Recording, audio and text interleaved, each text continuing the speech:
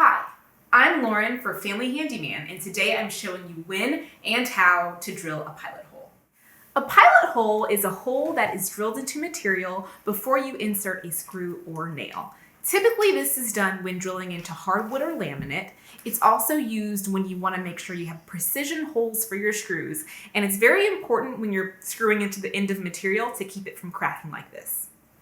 To make sure you're getting the right size pilot hole, take the screw that you'll be using and then take a drill bit. Make sure your drill bit is the same diameter as the shank of the screw.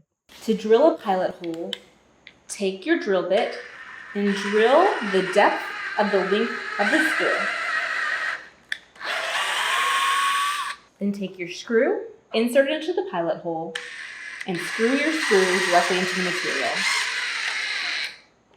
Although pre-drilling for soft woods isn't typically required, if you want very specific holes in your wood, it's important to mark your locations and pre-drill to get precise locations.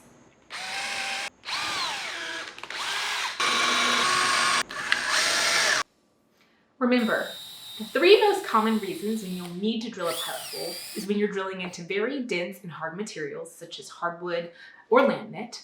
A second reason would be if you need very precise screw locations in your materials.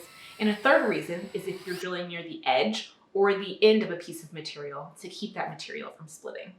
You typically don't need to drill a pilot hole if you're drilling directly into soft materials and if precision is not required. Drilling the end piece or a small piece of wood without a pilot hole typically causes splitting of the wood. To drill a pilot hole on the end piece, you'll place your drill bit, drill the depth of the screw, and then release. Place in your screw and drill, and you no longer have issues with splitting. Drilling directly into hardwood can be difficult and can cause the screw head to strip. To avoid this, add in the drill bit, drill a pilot hole into the hardwood,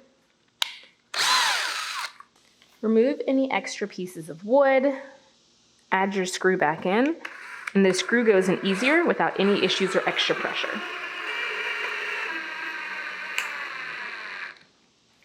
Remember to visit familyhandyman.com for more tips and tricks and ideas.